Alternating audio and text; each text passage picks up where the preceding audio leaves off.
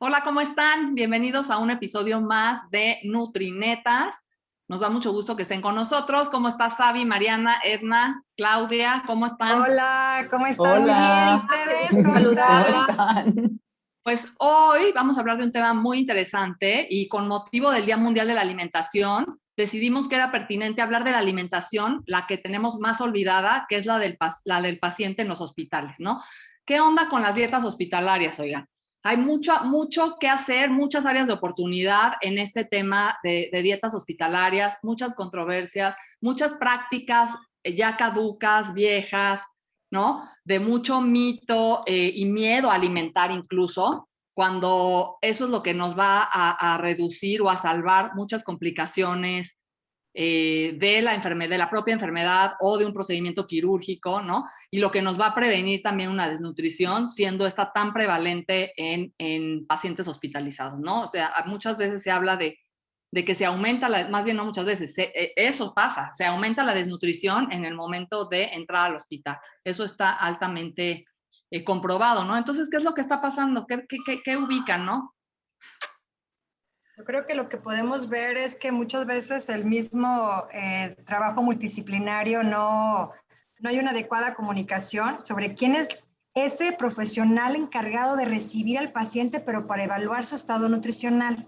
Creo que es lo más olvidado que tenemos. Sabemos que a nivel de las declaratorias, ya hasta de Latinoamérica, a nivel mundial, hoy que se ha celebrado precisamente la primera semana de octubre sobre los derechos humanos hacia la atención nutricional, estamos batallando porque esos 24 a 48 horas de recibir un paciente en el hospital se requiere ese tamizaje nutricional para identificación de riesgos hacia la mala nutrición. Y luego, ¿quién lo está haciendo? ¿Realmente es el nutricionista, es la enfermera, es el médico? ¿En qué momento? Yo creo que por ahí, desde ese momento es donde estamos por ahí teniendo a lo mejor algunos deslices, pero cada vez pues está concientizando más de la importancia, como bien lo comenta Soti, que la desnutrición puede llegar a ser más del 50% de la población dentro de los hospitales. Entonces yo pienso que Y, por ahí desde la entrada. y creo nada más algo muy pertinente a la alimentación.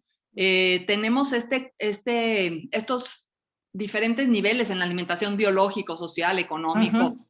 En el hospital, además, es la seguridad, un aspecto sociocultural, un aspecto ecológico que a veces no se toma en cuenta y al unir carencias en cada uno de estos componentes, digamos, o determinantes de la alimentación, va a haber entonces una bajo aporte o insuficiente aporte, ¿no? No va a haber el consumo que queremos y entonces esto tiene pues repercusiones negativas. Y es que de hecho, o sea, de artículos publicados en México, por ejemplo, hay algunos que han encontrado hasta el 83% de los pacientes con desnutrición moderada o severa. Y esto al final no se está viendo como un derecho humano, como lo comenta Edna, pero tampoco se está viendo como una inversión, porque eso aumenta la estancia hospitalaria, un mal pronóstico. Y el tema es que llega el paciente y pasa por todos, y el nutriólogo es nada más, en muchos casos, no es que sea una El que generalidad, tiene la charola, sí. el, el que levanta el censo, porque no es, hace la Sustento. intervención, es Sí. levanta el censo de dietas Claro. y, y las dietas ya están establecidas para paciente diabético, porque así son. Dieta para diabético, dieta hiposódica, Y dieta dice blanda. para nefrópata, ¿no? Dieta Que en las blanda, redes dieta se la líquida están clara, acabando dieta esa, líquida porque como completa. nefrópata, pues es individual. Ajá. Y entonces lo que hace es levantar el censo de dieta, seguir la indicación del médico, que ahí es en donde tenemos que hacer valer el proceso de atención nutricia, porque hay que recordar que un diagnóstico nutricio es diferente a un diagnóstico médico, y se pasa a comedor. Y entonces, nada más, ¿cuántas dietas blandas se mandaron? ¿Cuántas dietas de líquidos claros? Tan, tan, tan. Y entonces realmente no hay una intervención adecuada. Una puede ser por desconocimiento del resto del equipo sobre lo que hace el nutriólogo, y en otros casos porque no hay nutriólogos suficientes. Muchas Entonces, veces es eso. Es eso eso. es, eso Sí. es una de las grandes peleas que tenemos. Por eso decimos que México necesita nutriólogos, porque realmente necesita, o sea, Los Hay mucha hospitales necesidad. necesitan tener nutriólogos a cargo del proceso de la terapia nutricia del paciente hospitalizado. Ahora, los pasos a seguir es, o sea, el tamizaje, que se debe El hacer tamizaje. 24 a 48 horas, como Ujú, dice ujú. Edna. Y el tamizaje puede hacerlo un nutriólogo y podría hacerlo otro miembro del equipo de salud Exacto. si es Sí, capacitado. Eso no exacto. tiene problema porque es una encuesta en donde se ven factores de riesgo generalmente dirigido hacia cambios de la alimentación, hacia un diagnóstico médico y hacia cambios de peso. O sea, es como focos rojos en estos aspectos, sale un puntaje. Y el asunto aquí es, los que salen en riesgo nutricio, que eso es lo que creo que a veces o no se entiende o como no hay personal, pues se queda como tamizaje nutricio y ya. Se queda Así es. tamizaje nutricio, se mete en el expediente electrónico o en el Ya. expediente físico el tamizaje. Estos están en riesgo, mandarle más, y entonces ya de ahí pasa a cocina alguna intervención. Pero entonces no, porque el de riesgo es justo para hacer proceso de atención nutricia. O sea, el de riesgo hay que ir a hacerle evaluación nutricia, Ahora sí, evaluación completa, ir a diagnóstico ver, ir a completa. platicar con el paciente y hacer toda la Sí. evaluación y una prescripción individualizada. Que ahora ya se habla mucho de que ya no tanto hablar de dieta para nefropatía, dieta para baja en sodio, dieta, más hablar de dieta terapéutica o dieta estándar. Ujú. Ya. Y entonces la terapéutica, este profesional de la nutrición va a individualizar esa parte que haga falta, ¿no? Que generalmente será la fibra o será el sodio o será el potasio. Hacia allá va más, pero eso ya es terapéutica especializada. Y la estándar, pues la estándar, habría que ver qué estándar hay, porque uno ve las charolas en Oye, privados, a mí en me falta un hospitales paso. privados. A mí Sí. me falta un paso, que yo creo que Mariana ha de ser la que tiene toda la información. Ándale, O sea, ¿cuáles son las dietas hospitalarias? O sea, ¿cómo se clasifican y según quién y Pero es de que ya acuerdo no. a qué century, a qué siglo? No. O sea, porque El también siglo esa es otra pasado cosa. siguen siendo todas estas. Pero no son esas, o sea, siguen siendo, bueno, líquidos claros, Pero eso es las de líquidos. base de textura, pero sí, Ok. también, ajá, Ok, líquido. entonces, ¿cuáles son? O sea, primero vamos también dando como una definición, o sea, ¿a qué nos estamos refiriendo con dietas hospitalarias? Porque tal vez, o sea, vamos Sí, unos pasos sí. más para adelante y entonces, ¿no? Sí, dieta Falta. hospitalaria puede ser entonces, ¿o tú, Mariana, traes? bueno, o sea, la definición general, ¿no? Lo que decíamos, se pueden clasificar dependiendo de si están modificadas en consistencia o bueno, es la clasificación como Tradicional, sí. tradicional, exactamente, modificada en consistencias o modificada en nutrientes o modificada en energía, ¿no? Que a veces suele ser, a mi punto de vista, un poco simplista, porque, por ejemplo, tienes la dieta modificada en calorías y entonces ya está como generalizada que la modificada en calorías va a ser o alta en calorías o baja en calorías y que la baja en calorías va a ser para todas las personas que tengan obesidad y que la alta en calorías va a ser para todas las personas que tengan desnutrición. Pero ¿para qué persona, no? Exacto. Exacto, entonces no hay una individualización y probablemente, o sea, ¿qué te dice que el tema de que tengo obesidad forzosamente lo compromete a tener una dieta hipoenergética si no se hizo, como ustedes bien decían, una correcta evaluación, ¿no? Y si solamente, perdón, se está guiando por un método de tamizaje general, pero no por una evaluación que siga el proceso de atención nutricia. En las modificadas en consistencia está las dietas líquidas, que dentro de las líquidas está la dieta de líquidos claros o la dieta de líquidos generales o la dieta en puré o la dieta blanda, que también sucede lo mismo, ¿no? Suele ser muy generalizada. Entonces, no tiene dientes, puré, ¿no? O líquida. Acaba de salir de una cirugía, líquidos claros, pero falta otra vez esta parte de hacer el proceso de atención nutricia, de hacer una correcta evaluación y de hacer una indicación mucho más individualizada. Y las dietas modificadas en nutrimentos, que ahí hay varias, ¿no? Y casi siempre en los hospitales las clasifican incluso por la patología. Entonces, si es un paciente que vive con diabetes, es dieta diabética. Si es un paciente con enfermedades cardiovasculares, Es entonces... hiposódica. Ajá, es hiposódica o dieta para Corazón. cardiópata. Ujú. Si es un Para paciente cardio. renal, es dieta renal. Y a todos se encasillan dependiendo de la patología, cuando sabemos que, bueno, las personas no solamente son una enfermedad, sino, como decíamos, son una serie de situaciones que influyen en sus necesidades nutricionales y que por eso el tema de individualizar la dieta sería una parte importante. Sí, Y no. ahí de lo que comentaba Clau, una de las definiciones, porque además tampoco hay un consenso de Claro, los ¿no? términos, a qué nos referimos con dieta blanda, dieta, hay algunas que les dicen dietas básicas, dieta estándar, etcétera. Y la dieta hospitalaria, una de las definiciones sería aquel plan de alimentación que se adecua a la situación fisiopatológica del paciente hospitalizado y a su etapa de la vida en una composición determinada con respecto a macronutrimentos. Tan, tan. Y eso es para asegurar, o sea, es una dieta en un paciente hospitalizado de acuerdo a a la fisiopatología para preservar el consumo de macronutrimentos. Y ahí el problema es que entra, claro. O sea, ¿a qué le interpreto yo? Porque muchas veces puede ser el nutriólogo el que hace la indicación, pero el servicio de comedor está subrogado. ¿A dónde va? Ese es otro problema. Ajá, y entonces ya no es mi indicación, sino tienes un catálogo de dietas en el comedor y entonces solo le puedes dar de lo que hay aquí, no te puedes salir, porque entonces se la cobramos al hospital. No, y hay un presupuesto. Exacto. Pero esa separación, muy importante. A ver, yo ahí quiero como comentar una cosa. Yo ahí quiero comentar una cosa en relación a la formación del nutriólogo, que a mí me parece que es así como súper importante.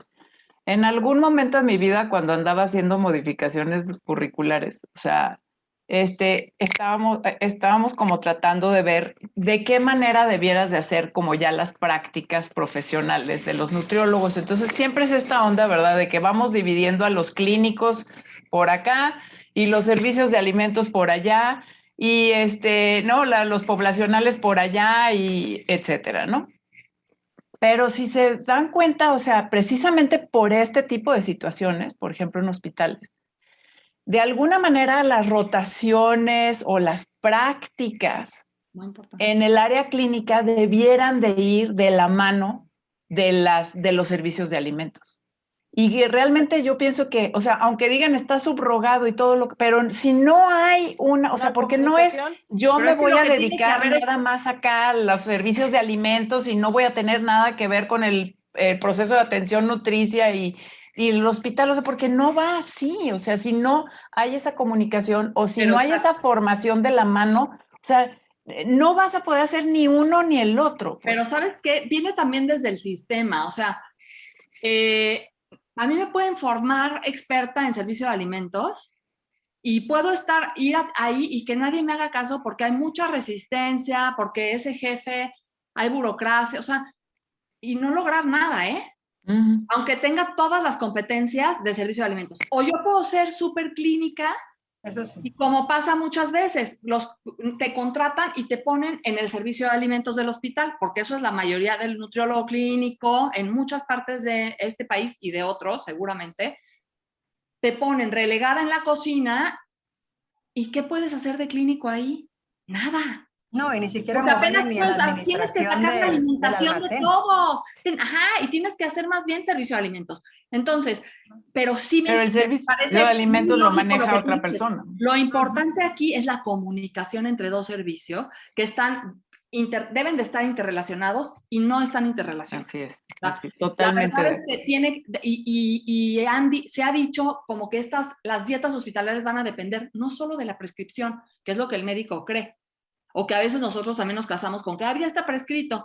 No, de la prescripción a esa traducción de alimentos ya, cómo se preparó y cómo se sirvió, tiene que ver aparte con cómo se lo come, porque si no está bien preparado y bien servido, no va a haber consumo. Entonces no importa eso pasa muchísimo. Que tú hagas, ¿no? Entonces no importa la prescripción, tiene que haber esa unión, ¿no? Y para eso tienes que tener. Yo he tenido que arrancar un servicio de nutrición clínica que ha costado mucho trabajo y la clave del éxito ha sido, o cuando empieza a funcionar o cuando hemos avanzado algunos pasos, es comunicación con el servicio que está a cargo de los alimentos. Porque entonces ya hablamos el mismo idioma, porque les damos nosotros capacitaciones de esta parte nutrimental, pero ellas te dicen, no, eso no se puede hacer. Porque la concesión no quiere, o porque esto cuesta más. Pues es viceversa, por eso nosotros aprendemos y nos adaptamos, y entonces es un ir y venir, y entonces este estudiante de nutrición o este nutriólogo, si hay esa comunicación, aprende perfectamente bien el lenguaje, dónde está parado y qué es lo que le toca hacer. El problema es que hay muchos huecos en todo este proceso. O también muchos nutriólogos que entonces igual quieren estar en el área clínica y como dices, los van a mandar a la cocina y luego entonces se van a convertir en dietistas. o charoleros, iba a decir alguna Eso cosa O está así. peor, asistente de pero cocina, o sí. No sé qué Sí, pasa, o sea, ¿no? manipulador de alimentos o Y algo por luego el también estilo. está el nutriólogo clínico que tampoco se quiere meter, o sea, para nada a la A la cocina, porque cocina. yo de eso nada que ver, ¿verdad? Porque yo nada más quiero estar acá en cuestiones metabólicas, que pues por supuesto que, que Pues tampoco la forma, va a tener ningún ¿no? éxito, o sea, porque si no hay esa comunicación no ¿Y va a ese sabes funcionar. trabajo en qué? equipo. ¿Y sabes qué? Algo que comentaba ahí Oti, que se nos olvida, dices, bueno, ya hay la comunicación entre el servicio de alimentos y Y nutrición clínica, nutrición. ¿no?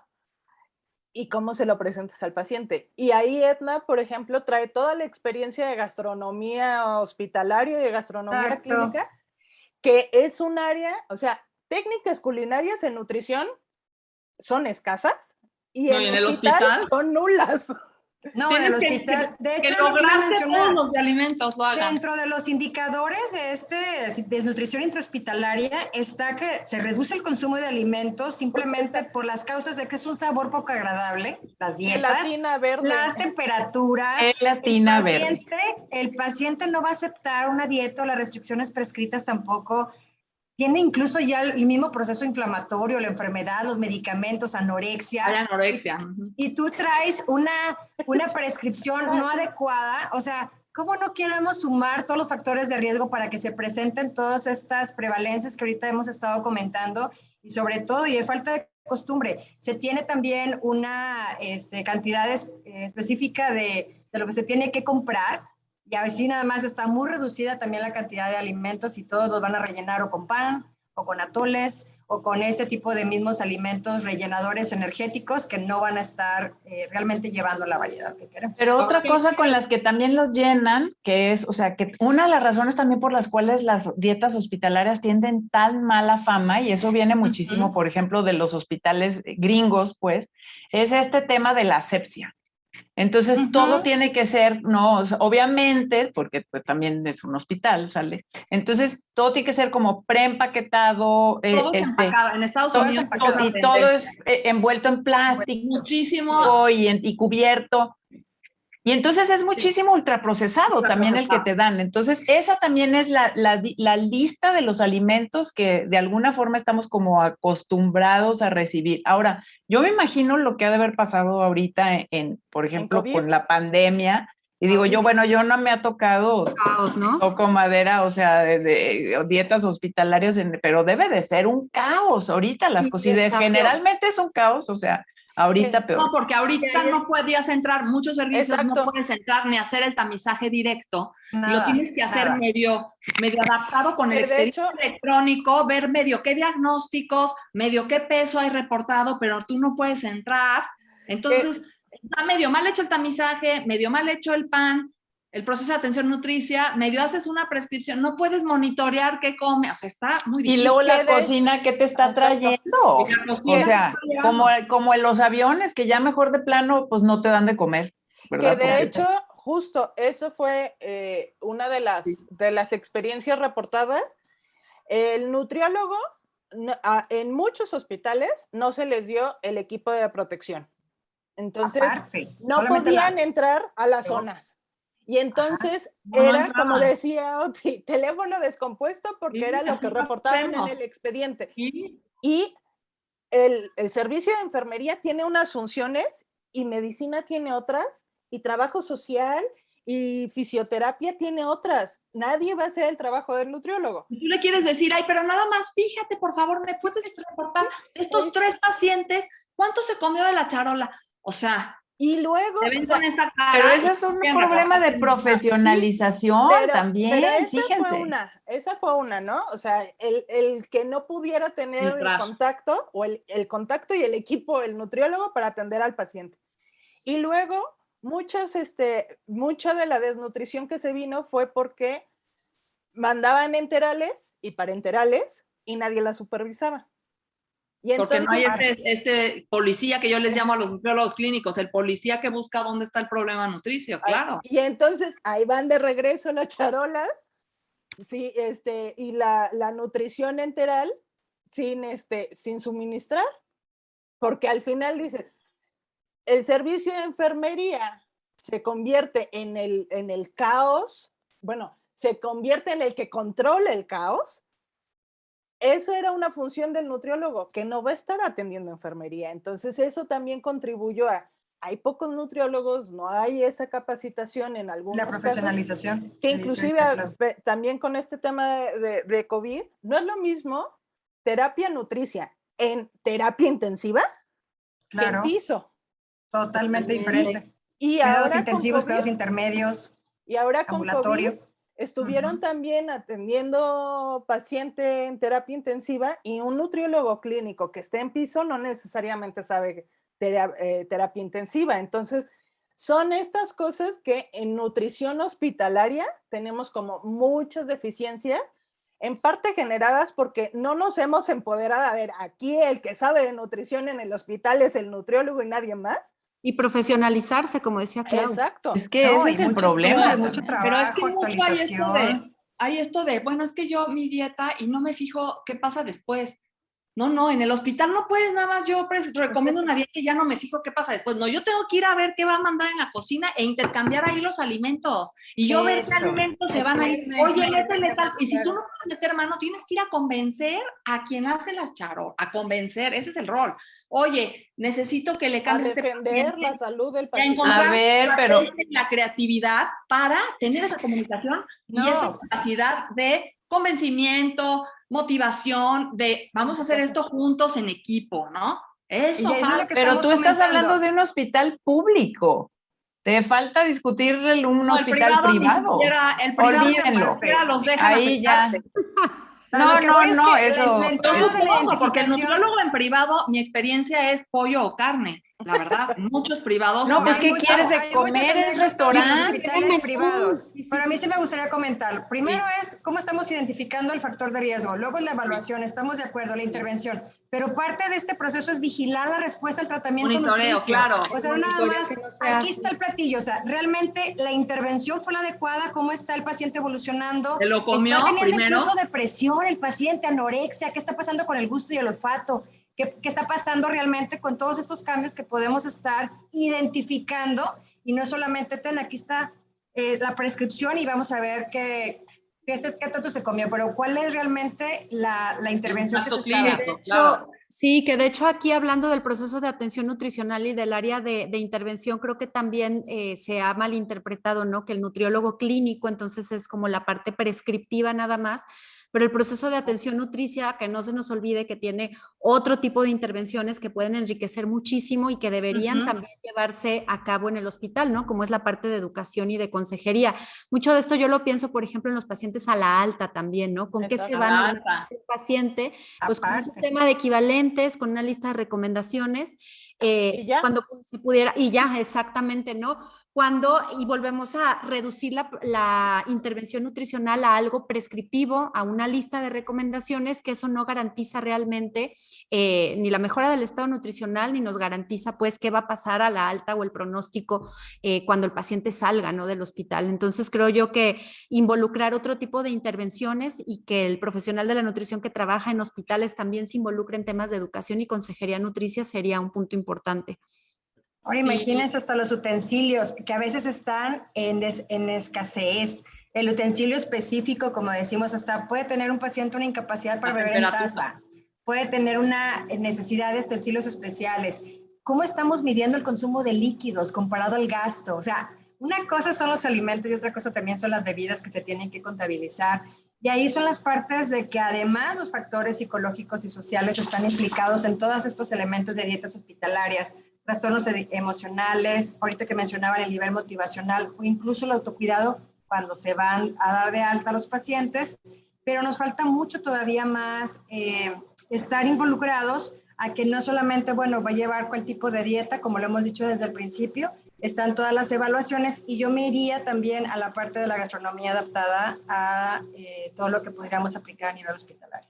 La gastronomía adaptada y lo que comentábamos de la calidad de la dieta, ¿no? Que tal vez utilizamos en esa parte y que es sumamente importante. Eso es lo que yo quisiera hablar. O sea, la connotación que hay, tanto en profesionales pero también en los pacientes, cuando has sido tu paciente o con lo que oyes a tu alrededor, la connotación de la dieta hospitalaria es guácala, ¿sí o no?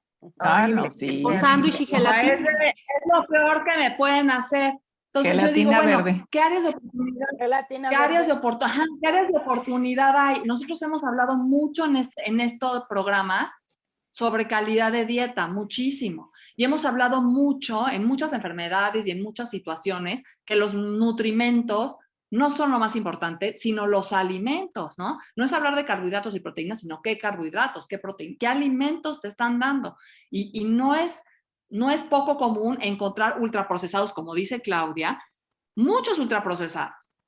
El sándwich de jamón. Empacado con alta grasa, saturado, embutidos, diario te dan. Jamón, Pan blanco, sándwich de Pavo, jamón, pan pero te los dan de blanco. pavo. Huevo con salchicha y el paciente con una afección renal, o sea, Salchicha de ¿cómo? pavo, O sea, de así. pavo. Y para cualquier No, paciente, no, no, o sea, no. si Yo hicieras, sí- y eso yo lo leía, que una dieta estándar debe de ser para todos los pacientes hospitalizados, saludable, en Claro. calidad, Totalmente. para todos, Oye, no nada más para el composición que renal. nutricional, texturas, consistencias. ¿Cuál es el modelo de actuación ahorita, como comentamos? Alimentario, nutricional, funcional, metabólico. O sea, todos los elementos que involucrarían, no nada más decir, bueno, yo quiero tener alimentos también o menús alimentarios palatables, pero que también estén compatibles, y por ahí pues hablan de guías, ¿no? Hablan de consensos que serían interesantes. ¿Qué es lo que nos está llevando hoy a la evidencia, llevarnos estos comentarios de las condiciones específicas que deberíamos de considerar los nutriólogos? No sé, por ahí, Oti, ¿qué es lo que nos ibas a comentar de estas guías para ampliar más que nada nuestro panorama? Bonitas. Encontré unas guías muy bonitas, recomendaciones con un poco de revisión de evidencia y más consenso de expertos, pero están muy bonitas porque son, ¿cuántas recomendaciones? Les voy a decir cuántas son. 23 recomendaciones que te dicen de dónde salen, y hablan mucho de esto, o sea, el concepto de sí, las dietas hospitalarias deben cubrir requerimientos de nutrimentos, ¿no? De energía y nutrimentos y que sean para la condición fisiopatológica, eso generalmente se tiene claro, pero también deben considerar al paciente. Eso es muy importante porque eso no se tiene claro, y liberalizar ciertas restricciones. Entonces ellos dicen, no están mandando dieta de nefrópata, dieta de diabético, no. Hay que dar una dieta estándar que aproximadamente en general en la mayoría de las poblaciones es de 2,000 calorías, porque el paciente no se va a comer a fuerza 2,000 calorías. Ahí en los hospitales, pues el paciente se come lo que se come. No puedes controlar las calorías, exacto, controlas la charola, pero no lo que se come. Entonces, de 2,000 calorías más o menos, que sea saludable, frutas, verduras, granos, lo que ya hemos hablado miles de veces, ¿no? Saludable. Es el momento cuando más está fregado el intestino por consumo de antibióticos y medicamentos, y tú estás dándole pan blanco con jamón, perdón, pero... Y hablan mucho de, entonces, cuando se requiera dar una terapéutica, entonces tiene que entrar un nutriólogo en acción. Y ese nutriólogo entonces evaluará las condiciones específicas de un paciente y tendrá que hacer en alimentos, en preparación, en servicio, en todo, hacer los cambios pertinentes para lograr ese cambio que puede ser de un nutrimento, sodio, potasio, ¿qué otro puede ser? Sodio, potasio. Sí, fibra. Alguno de fibra es muy importante. Fibra. Hidratación, que ahorita mencionábamos. Dieta muy baja o sea, en fibra, finalmente por ejemplo, deben de ser individualizados. Finalmente tienen que ser individualizados. Por ejemplo, ellos hablan de los hidratos de carbono, manejar consistencia. Porque quieres promover control glucémico. Entonces, si tú mantienes consistente el consumo de hidratos de carbono, desayuno, comida, cena, ya no tienes que mandar de diabético. Estás mandando una comida saludable y con consistencia en los hidratos de carbono. No tienes por qué mandar de diabético. O sea, no existe por qué. También hablan mucho de la baja en grasas. No baja en grasas tampoco. Grasas saludables, solamente hipertrigliceridemia severa, en aspectos de kilotórax y cosas, sí, pero ya son muy cosas específicas. Entonces, esa estándar se puede adaptar. Esa estándar se puede adaptar más fácilmente que tener 100 dietitas que no le aplica a nadie. Esto facilitaría el servicio de nutrición clínica y el servicio de la cocina incluso. O sea, podría Totalmente. ser. Oye, porque ni modo que tengas una de diabéticos, claro. y a todos los demás le estás dando atole rosa con 2 cucharadas de azúcar, ¿verdad? Para desayunar, comer y cenar. Sí, ya los hospitales privados están del lácteo. tratando de hacer esa sinergia con la persona de cocina, la nutricionista o nutriólogo que está trabajando en conjunto para crear estos menús más, como dice Oti, con estas características de equilibrio, con los hidratos de carbono, con las presentaciones, o sea, deben de ser parte desde la textura, atractivo. el color. Y algo también, la temperatura. La temperatura de los alimentos, súper importante. Oye, pobres, llegan a veces con una carne o con un alimento frío, pues menos se lo va a comer el paciente, además de la patología, la depresión, el estado en general de salud. ¿Y sabes qué, Edna? Ay, perdón. Eso también, o sea, ligado a la temperatura, el ayuda, o sea, no todos los pacientes tienen la oportunidad de alimentarse solos, entonces Exacto. hay veces que se da la charola y ya. Y ahí se deja. Y el paciente no se puede alimentar correctamente. Oye, pero a veces está la charola lejos. A mí me pasó alguna vez, paciente así desnutrido, y la charola estaba como a 1 metro de distancia, no se podía ni voltear. Pues ¿Tú crees que alguien vigilaba eso? No. No va a comer.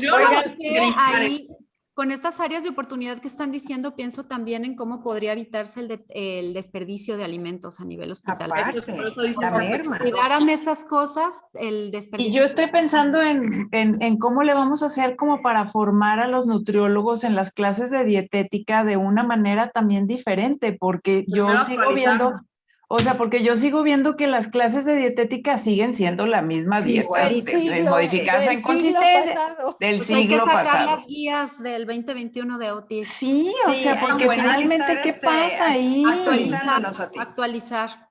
Y luego vamos actualizando ahora, también a los que están algo. trabajando en los hospitales y en las cocinas de los hospitales, porque también ahí hay un problema, o sea, hay un problema grande. Hay que actualizar y optimizar los recursos. La resistencia es en muchos hospitales. En las cocinas es gigante la resistencia. No, pero gigante. Así se ha hecho siempre. En todos lados. Así se ha hecho y muchas veces es, yo ya tengo mi base. Pues sí, pues se ha hecho así. Oye, pero ese poder de convencimiento, motivas, o sea, por eso tienes que tener también esas habilidades y llegarle con. ¿Pero ha bajado las estancias hospitalarias o no? ¿Sí me entiendes? O sea, así se ha hecho desde hace 30 años, pero ¿y las estancias hospitalarias, o sea, han disminuido? Ese es un argumento que realmente, o sea, hacer investigación en nutrición clínica de decir, a ver, una intervención así ha reducido esto. Administración de servicios, junto con... Porque van de la mano. Sí. Porque si no, porque si no te lo generaron bien en la cocina, pues no lo vas a poder investigar en nutrición clínica. O sea, porque si en la cocina no te prepararon lo que necesitabas, además te conviene alearte. Te conviene alearte, es lo que tú estás diciendo. Como nutriólogo clínico hay que alearse. Si no te alías, los de la cocina y los de piso, o sea, y es guerra, o sea, y no se hablan, o sea, comunicación asertiva, no puedes estar acá encerrado viendo a ver qué voy a planear si no hay esa comunicación. Y hacer propuestas, porque muchas veces pues, la cocina no quiso, me pasa con alumnos así, no, pues es que la cocina no quiso, o pues es que son resistentes, ¿y tú qué hiciste para que quieran? O sea, no te quedes con no quieren. Y es que además... Entonces es que es costoso, pues tengo que hacer un análisis de costos de un menú nuevo, cuánto cuesta cambiar el agua simple por el Boing, cambiar, o sea, etcétera, ¿no? Entonces, ¿qué hiciste más? No me quedo ahí otra vez como yo soy en mi nutrióloga en la oficina, pues no, tenemos que bajar a ver. Y que al final... A ese sótano que nadie quiere ir. Y que debe de ser en función del paciente, no es... Claro. No es de nosotros, no es nosotros. Es mejorando un servicio. El problema ahí es que muchas veces las discusiones son de las personas que atienden el servicio, personal, no del que recibe el servicio. Por eso tienes que cambiar la mentalidad. No, creo que nunca habíamos estado tan alegonas como en este programa, o sea, y estamos por la misma causa, o sea, no, pero y es que... Realmente algo nada más, porque Claudia está muy resistente a los líquidos claros generales, etcétera, y sí también existen. O sea, de hecho, en esta misma revisión se habla de que sigan los lineamientos hay unas recomendaciones estandarizadas internacionales para el tratamiento de disfagia. Y es Sí, con las pero texturas de ya. los alimentos. Pero Y que hay una hablen de pirámide esas dietas, no de nada más Empiezas liquiditos con líquidos claros, que se claros, traigan las dietas de disfagia. claros, luego líquidos general, o sea, dependiendo de el espesor de los líquidos y la consistencia de los sólidos, puré, entonces tiene esa, de acuerdo a la deglución de los pacientes, para mejorar el aporte, entonces cambias la consistencia. Entonces ahí aplica, obviamente, y hay todas unas recomendaciones de disfagia en donde aplican muy bien. Y donde también de repente aplica, pero eso sí parece un poco más viejo, es en este posquirúrgico, en donde da miedo alimentar. Y entonces pasan horas y horas y horas de no darles nada. En ayuno, no nada más porque horas, no sabemos qué va a pasar, ¿no? Ajá. Entonces, la verdad es que ESPEN, y hay ciertas revisiones en donde dicen que en general, en 75 a 90% de los casos, puedes reintegrar una dieta regular en el primer día, o sea, en las 24 horas de posquirúrgico, en la mayoría de los casos, que no se necesita tal vez líquidos claros y ir avanzando de a poquito. Por no 3 días, ajá. Como siempre, 3 días máximo de líquidos claros y no transición a líquida completa. Y que incluso la motilidad, esta dismotilidad, se puede atenuar si alimentas dentro de las primeras 24 horas. O sea, en vez de más inflamación, incluso puedes causar, hay de repente edema en la pared intestinal, si hay muchos días en donde no hay un aporte. Entonces, sí ha habido éxito en este 75-95% de estudios de empezar una dieta más de sólidos, tal vez, en las primeras 6 a 24 horas. Tienes que checar electrolitos, tienes que checar ciertas cosas, tienes que checar igual, pero no es aplicarle a todos líquidos claros y luego ya se me olvidó y lleva no sé cuántos días, o no me decido si le voy a empezar enteral y los tengo 3 días o 4 en líquidos claros, y lo que estoy haciendo es causar una desnutrición terrible. Si no, ya, rapidísima, sí. Y una disbiosis. Enteral. Ajá, si no estoy segura de oral, enteral se debe de empezar si funciona el intestino. O sea, esas sí son recomendaciones de guías clínicas, y sí que creo que hay una percepción de miedo a alimentar en ese posquirúrgico. No, y también es falta de experiencia, de conocimiento de parte del profesional de la salud. O sea, eso ahorita los que están dedicados a la clínica hospitalaria es mucha actualización, mucho trabajo. Si son personas más jóvenes que están apenas entrando, se tienen que capacitar muchísimo para que esto no ocurra y estar siempre de la mano con otro profesional que los esté guiando, porque realmente sucede. Y así es también en el aprendizaje médico, el nutriólogo, la enfermera, y entre los más jóvenes se deben de ir preparando para que esto no ocurra, y es responsabilidad de todos nuestra actualización, y sobre todo esto que estás ahorita mencionando, pues tratar de romper paradigmas y estar trabajando en esos estudios, ¿no? Pero que se actualicen las que ya están trabajando, porque, o sea, muchísimas están súper anquilosadas, o sea, ya esta es la forma y no me molesten porque luego me van a poner a trabajar de más. Las personas esta es una experiencia de 30 años. Claro. Y las personas desde el hospital también, ¿no? O sea, también podríamos empezar a exigir desde paciente de, oye, es que no me late esto y esto, o sea, que me des un cereal azucarado de desayuno, o que me estés dando estos a los niños, les sirven de estos quesos que no son quesos, ¿no? Yogurcitos chiquitos, ajá, o les sirven, que dices, eso no está para un hospitalizado. O sea, y puede haber platillos deliciosos, con alta calidad, ¿no? Sin tenerme que dar un ultraprocesado o un chayote con pollo asado, tampoco. Y gelatina verde. Y gelatina verde, volvemos a repetir. Pues ya tenemos varias netas, ¿no? Sí. Vámonos ya con las netas para poder cerrar nuestro programa del día de hoy. Adelante. A ver. Ahora nadie. Muchas. Andaban muy alegonas y ahora ya nadie habla. Así bien calladitas. Yo tengo una. A ver, venga, Sabi. La nutrición y la alimentación debe de ser centrada en el paciente, no en el servicio de alimentos, no en el nutriólogo, no en el médico. Y al ser centrada en el paciente debe de ser un trabajo multidisciplinario. Solitos no podemos, y tampoco podemos dejar que los demás tomen decisiones por nosotros. Yo tengo otra. Falta profesionalización del nutriólogo. O sea, y no tiene nada que ver con dietas hospitalarias, pero tiene todo que ver con dietas hospitalarias. Tiene todo, sí. Pero también faltan nutriólogos. Bueno, también. México necesita pero aparte, o sea, México necesita nutriólogos, pero México necesita nutriólogos, o sea, que de alguna forma tengan un carácter, ¿no? O sea, dentro del profesiograma de la salud, ¿no? O sea, pero no por ahí. Y que estén Está muy especializados. difícil. Instituciones grandes que han funcionado, médicos que prescriben y un completamente separado, un área de servicio de alimentos. Y así han funcionado siglos. Y entra un nutriólogo, porque nada más contratan uno o dos. Y entras en esta inercia y resistencia que dices, ¿cómo voy a hacer cuando siempre, o sea, y todos funcionan así, porque así funciona?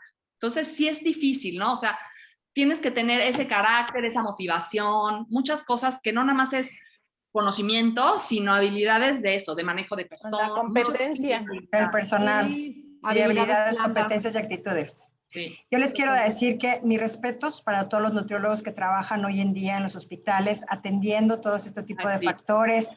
La verdad, hay muchos nutriólogos clínicos a nivel hospitalario que están haciendo un excelente papel ahorita, más en pandemia, y sobre todo exhortarles a ustedes que sigan, sobre todo, formándose y formando nuevos nutriólogos en este campo. Necesitamos mucho de ustedes por este trabajo que hacen.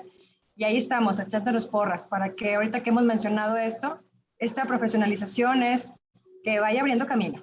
Y muchas gracias a todos por todo lo que han estado aportando en este periodo tan difícil en los hospitales. Así que un aplauso para todos ustedes, igual como Oti, que tiene parte de la formación de nutriólogos clínicos y es algo muy importante, así como también acá en Monterrey, en la especialidad de nutriología clínica, trabajan muchísimo para salir adelante y sobre todo especializarse en estas áreas que no es tan fácil. Realmente decir nutriólogo clínico en el área hospitalaria es una formación aparte de solamente un nutriólogo cuando salimos de la licenciatura y se tiene que formar ese nutriólogo para poder lograr esto que estamos diciendo, las áreas de oportunidad.